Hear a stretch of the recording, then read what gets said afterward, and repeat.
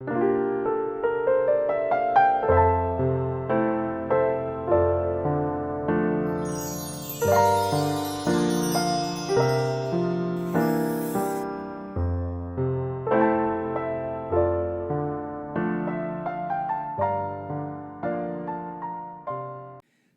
17장 1절에서 12절까지 말씀을 교독합니다.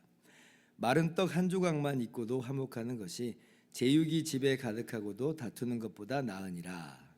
슬기로운 종은 부끄러운 짓을 하는 주인의 아들을 다스리겠고 또 형제들 중에서 유업을 나누어 얻으리라. 도가니는 은을, 풀무는 금을 연단하거니와 여호와는 마음을 연단하시느니라. 악을 행하는 자는 사악한 입술이 하는 말을 잘 듣고 거짓말을 하는 자는 악한 혀가 하는 말에 귀를 기울이느니라. 가난한 자를 조롱하는 자는 그를 지으신 주를 멸시하는 자요, 사람의 재앙을 기뻐하는 자는 형벌을 면하지 못할 자니라. 손자는 노인의 면류관이요 아비는 자식의 영화니라.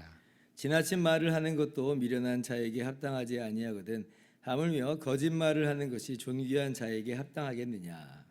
뇌물은 그 임자가 보기에 보석 같은즉 그가 어디로 향하든지 형통하게 하느니라.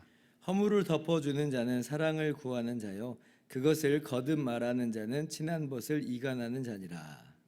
한마디 말로 총명한 자에게 충고하는 것이 매 100배로 미련한 자를 때리는 것보다 더욱 깊이 박히느니라. 악한 자는 반역만 힘쓰나니 그러므로 그에게 잔인한 사자가 보냄을 받으리라. 차라리 새끼 빼앗긴 암곰을 만날지언정 미련한 일을 행하는 미련한 자를 만나지 말 것이니라. 아멘. 할렐루야. 하나님의 크신 은혜와 평강이 오늘도 변함없이 여러분 가운데 가득 넘치기를 주님의 이름으로 축원합니다. 요즘에 물질 만능주의 시대다 이제 이렇게 일컬어지죠. 옛날부터 그랬지만 점점 더 그 경향이 더 심해지는 그런 상황이라 하는 것 같습니다. 한국의 법률 소비자 연맹에서 이제 대학생 3,565명에게 이런 설문을 한번 해봤다 그러죠. 만약 10억을 이제 주면 1년 동안 감옥에 갈 수 있겠느냐, 이런 질문이었습니다. 한번 여러분도 대답을 한번 해보시죠. 10억이에요. 10억을 주면 감옥 1년 갈 수 있겠느냐라고 할 때 대학생 중에 51%가 갈 수 있다. 절반이 넘어버리는 수치예요. 비슷한 질문을 흥사단이라고 하는 곳에서도 한번 던져봤는데 이번엔 초등학생, 중학생, 고등학생 대상으로 던져봤습니다. 초등학생은 23%, 중학생은 42%, 고등학생은 57%가 갈 수 있다 그랬대요. 5년 전에는 그 수치가 좀 더 낮았거든요. 근데 지금 5년이 지난 상황 속에서 그 수치가 월등하게 지금 다 올라가 있습니다. 10억이면 기꺼이 감옥에 가겠다는 거예요. 왜 그런가? 왜 그럴까라고 한번 추측을 한번 해볼 때에 이제 그 죄의 개념이 좀 희미해진 것도 있겠죠. 뭐 감옥 그렇게 어렵고 힘든 곳은 아닐 거야라고 하는 그런 개념도 좀 작동하는 것 같고, 그리고 무엇보다도 돈이면 다 된다라고 하는 그런 사고 방식이 모두에게 지금 다 스며들고 있는 거죠. 돈이 많아야 돼. 역시 돈이 많아야 돼. 돈이 많아야 천국이야라고 하는 그런 이제 생각을 많이들 하고 있다라고 하는 겁니다. 그런데 정말 돈이면 다냐? 돈이면 그것이 바로 행복이고 그것이 바로 천국이냐라고 할 때, 근데 아이러니하게도 또 다른 통계는 그렇지 않다라고 하는 것을 보여줍니다. 우리나라 청소년을 또 1,500명 대상으로 설문조사를 해봤대요.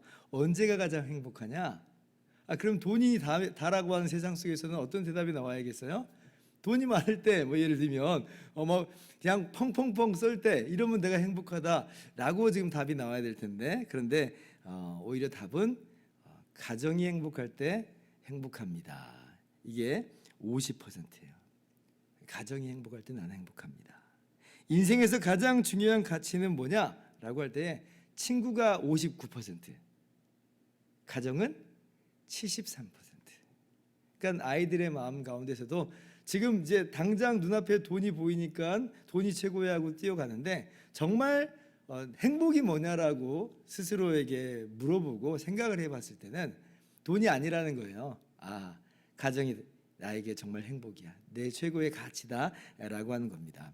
미국에서도 미국 성인 16,000명을 설문조사를 했습니다. 다트머스 대에서 돈에 관한 10가지 사실 쭉쭉쭉 있는데, 아이들이 용돈을 많이 받으면 행복할까? 우리는 행복할 거라고 생각하잖아요. 그런데 아이들의 행복 지수는 부모나 또래 관계가 원만할 때에 훨씬 더 높게 나타난다 그래요. 용돈보다도 훨씬 높게 나타난다. 그러니까 우리가 지금 생각하는 거하고 또 우리의 실제 감정들하고는 좀 뭔가 좀 언밸런스한 지금 상황인 거죠. 그러니까 굉장히 우리의 삶이 그러면 엉뚱하게 지금 흘러가고 있을 확률이 높습니다. 지금 진짜 행복은 어디서 오냐면 가정에서 와요. 이 정말 사랑에서 오는데, 근데 우리는 돈을 많이 벌면 행복할 거라고 그런 식으로 살고 있는 거예요. 이런 그 불균형적인 삶을 우리 모두가 살고 있다. 오늘 말씀 속에서 우리 삶을 좀 교정을 해야 됩니다. 눈에 보이는 어떤 물질, 어떤 돈이 우리의 행복을 좌지우지하고 행복을 비약적으로 상승시킬 거라고 하는 그러한 모든 헛된 망상들은 좀 다 내려놓을 필요가 있고요.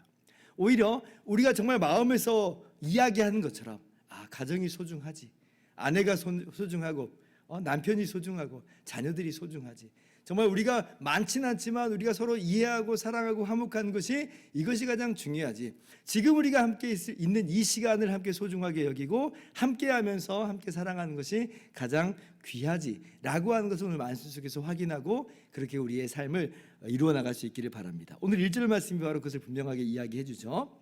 같이 한번 읽어볼까요? 시작. 마른 떡 한 조각만 있고도 화목하는 것이 제육이 집에 가득하고도 다투는 것보다 나으니라. 명확하게 지금 두 가지를 지금 대조하고 있어요. 목사님, 저는 제육이 집에 가득하고 화목한 게 제일 좋은데요. 이렇게 이제 또 다른 것들을 지금 여러분이 아마 생각을 하실 텐데, 물론 그렇죠. 제육이 많고 화목하면 그게 뭐 가장 좋지 않겠나 싶습니다. 근데 지금 완전히 지금 선명하게 대립구도를 한번 가져가 보자는 거예요. 그러니까 뭐가 더 중요하냐, 뭐가 더 귀하냐를 보자는 겁니다. 재물이냐 아니면은 가정의 화목이냐, 이 두 개만을 명확하게 한번 비교를 해보자라고 하는 거예요. 그러면 선명하게 답이 나오니까. 성경은 뭐라고 말씀해요? 제육이 집에 가득한 것보다 가난할지라도, 부자면서 화목하면 뭐 더 좋지만 심지어는 가난할지라도 화목하는 것이 낫다. 실제 우리 삶을 한번 돌이켜 보세요. 한번 예상을 한번 해보세요. 한 가정이 매우 가난해요. 아니 뭐 고기 구경도 잘 못하고 외식은 엄두도 잘 못 내요. 그냥 매일매일 먹거리 준비하기 아주 바빠요. 그런데 여전히 나를 신뢰해주는 부인이 있어요. 여전히 나를 사랑하는 남편이 있어요. 재롱을 떨고 있는 자녀들이 있어요. 집에 돌아와 보면 비록 단칸방 같은 그런 작은 그런 방이지만 정말 웃음꽃이 피어나는 그런 집이라고 한번 생각을 해보세요. 자, 또 다른 집이 있어요. 멋진 차, 넓은 집이 있습니다. 아주 그냥 옷들도 비싼 것, 명품 가방들을 걸치고 있어요. 맛집 아니면 음식을 그냥 먹질 않는 그런 집입니다. 근데 자녀들은 부모 재산 믿고 허랑방탕해요. 허구한 날 부부싸움 해요. 성격 차이 막 하면서 그놈의 성격 차이. 그리고 내지는 서로 관심도 없어요. 무관심해요. 왔는지 갔는지 그것을 보지도 않아요. 관심이 없어요. 자, 이런 두 집을 한번 비교해 보자고요. 마치 드라마처럼 비교해 보자고요. 우리는 어떤 걸 선택하겠어요? 두말하면 잔소리죠. 마른 떡 한 조각만 있고도 화목하는 것이 난 더 낫다. 난 그게 더 좋다. 싸우는 집, 화목하지 않는 집, 좀 지옥 같은 그런 집 같은 감정이 우리 가운데 찾아올 때가 많아요. 이놈의 집구석 빨리 그냥 나는 가버릴 거야. 난 떠날 거야. 이런 마음이 가득합니다. 싸우는 집에 가보면 그래요. 그게 행복이겠어요? 그렇지 않죠. 진짜 행복은 우리가 하나님께서 우리에게 주신 바 가정에서 화목하고 서로 사랑하고, 이것이 바로 진정한 행복이다. 잠언 15장 17절에도 동일하게 말씀한 적이 있으시죠? 채소를 먹으며 서로 사랑하는 것이 살진 소를 먹으며 서로 미워하는 것보다 나으니라. 여러분, 이 땅에서 하나님께서 주신 그 가정 가운데 천국을 맛볼 수 있기를 바랍니다. 뭐가 천국이냐? 화목한 가정이 하나님께서 이 땅 가운데 우리 가운데 누리게 하시는 천국의 한 모습이에요. 아름답고 정말 화목한 교회 공동체도 천국의 모습이고, 그리고 서로 사랑하며 섬기는 가정의 모습도 천국이다. 오늘 우리 가정이 그런 천국이 되기를 소망합니다. 여러분의 가정이 그런 하나님께서 주시는 그런 천국의 가정이 될 수 있기를 주님의 이름으로 축원합니다. 자, 그러면 어떻게 하면 우리가 화목한 가정을 이룰 수 있을까? 이게 또 관건이겠잖아요. 그러면 오늘 말씀을 통해서 한 가지만 살펴봅시다. 9절 말씀이에요. 또 같이 한번 읽어봅시다. 시작. 허물을 덮어주는 자는 사랑을 구하는 자요, 그것을 거듭 말하는 자는 친한 벗을 이간하는 자니라. 자, 어떻게 하면은 그러면 천국의 가정이 될 수 있을까라고 할 때에 서로 허물을 덮어주는 거죠. 허물을 덮어주는 것이 바로 행복한 가정을 세워나가는 비결 중에 하나입니다. 가정에서 서로 우리가 오랜 기간 동안 같이 이제 이렇게 상대하고 있기 때문에, 살을 맞대고 있기 때문에 허물이 쉽게 들어옵니다. 남편 못마땅한 게 많아요. 아내 못마땅한 게 있어요. 자녀들 우리의 기준에 턱없이 못 맞추는 것들이 있습니다. 왜냐하면 우리 모두가 그렇게 허물이 많고 연약하고 실수할 거 많고 잘못한 거 많고 그런 사람들이기 때문에 그래요. 근데 이제 나는 잘 못 보고 항상 우리의 특징은 다른 사람을 이제 보기 마련이잖아요. 근데 가정에서도 똑같이 나 외에 지금 다른 가족들을 그렇게 바라다 보고 있다는 거예요. 근데 그 허물들을 우리가 맨날 집에 갔는데 들춰낸다고 생각해 보세요. 그게 얼마나 정말 괴롭겠습니까? 우리 이제 부부 싸움 할 때 이제 여성분들이 이제 가끔 그러잖아요. 당신은 맨날 그래. 언제 그랬냐? 당신 10년 전에도 그랬어. 할 말을 잃잖아요. 아니 그 10년 전에 그 허물을 아직도 가지고 있으면 어떻게 해야 하는 거예요, 도대체? 그래서 이제 남자들이 대부분 지죠. 10년 전 거 꺼내두는 순간 할 말이 없어집니다. 근데 이제 그렇게 자꾸 허물을 이제 끄집어내면 그거는 이제 우리의 마음이 너무 힘들어지죠. 자녀들 어떻습니까? 너는 왜 맨날 그러니? 라고 하는 순간 자녀들의 마음 가운데 분노가 치밀어 오르죠. 자존감이 약한 아이들은 어때요? 나는 이것밖에 안 되는 놈이야 라고 또 이제 무너져 내리는 것들을 봐요. 그러니까 그렇게 허물을 들춰내고 그것을 막 자꾸 강조하고 그것으로 상대방을 압박하면 그것이 이제 좋은 영향력을 발휘하기보다 우리는 다 그렇게 해서 잘 되라고 하는 건데, 그런데 사실은 잔소리밖에 안 되는 부정적 영향이 더 크다라고 하는 걸 우리가 너무나 잘 알고 있죠. 예수님의 모습을 좀 묵상해 봤으면 좋겠습니다. 예수님이 그러셨는가? 우리의 허물은 날마다 들춰내셨는가? 그렇지 않죠. 주님께서는 우리의 모든 죄를 사하시되 저 깊은 바다에 던져버리시고 기억치 않으신다 그러시죠. 동이 서에서 먼 것 같이 우리의 죄를 기억하지 않으신다.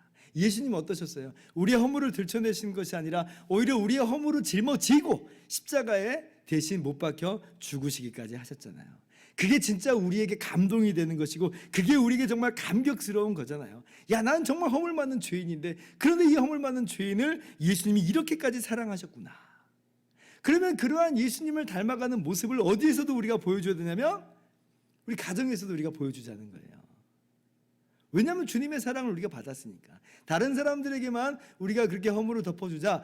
다른 사람들의 허물도 교회 안에서도 물론입니다. 근데 우리 가정에서도 그렇게 우리가 해야 된다는 거예요. 심지어 주님께서 어느 정도까지 허물을 덮어버리시는가, 어느 정도 허물을 기억하지 않으신가. 부활 후에 베드로를 만나셨어요. 베드로 3번이나 예수님을 부인했던 사람입니다. 저주하며 맹세하기까지 부인을 했어요. 부활하신 다음에 주님께서 그러면 적어도 한마디라도 좀 하셨을 것 같은데 너 왜 그랬어 그때? 라고 하면서 그 허물을 들춰내실 것 같은데, 그런데 모든 것을 다 아시는 주님께서 그때 베드로하고 눈까지 마주쳤는데 그 뜰에서 주님 다 아시는데, 그런데 베드로에게 전혀 그렇게 허물을 들춰내시지 않으시죠. 오히려 네가 나를 사랑하느냐 물으시면서 내 양을 먹이라, 내 양을 치라 라고 하면서 그의 사명을 다시 한번 일으키시고 고취시키는 것으로 주님의 놀라운 은혜와 사랑을 보여주신 것을 우리 너무나 잘 알고 있습니다. 오늘 우리가 가정에서 어떠한 모습으로 살아갈 것인가? 우리 가정이 천년만년 계속 같이 있을 거라고 생각하지만 전혀 그렇지 않습니다. 지금 이 순간이 너무 소중해요. 그래서 우리가 지금 살아가는 이 순간을 서로 사랑하고 허물을 덮어주는 우리 모두가 될 수 있기를 바랍니다. 미국의 자동차왕 헨리 포드가 대기업을 일으켰잖아요. 근데 고향에 조그마한 집 한 채를 지은 거예요. 이거는 뭐 대기업 총수가 살기에는 참 너무나 초라한, 너무나 평범한 집이었습니다. 사람들이 물어보는 거예요. 이거 너무 초라하지 않아요? 아니, 호화롭지 않더라도 생활에 불편하지 않게끔은 해야 될 거 아닙니까? 조심스럽게 걱정하면서 이야기했어요. 근데 그때 헨리 포드가 뭐라고 말하냐면, 가정은 건물이 아닙니다.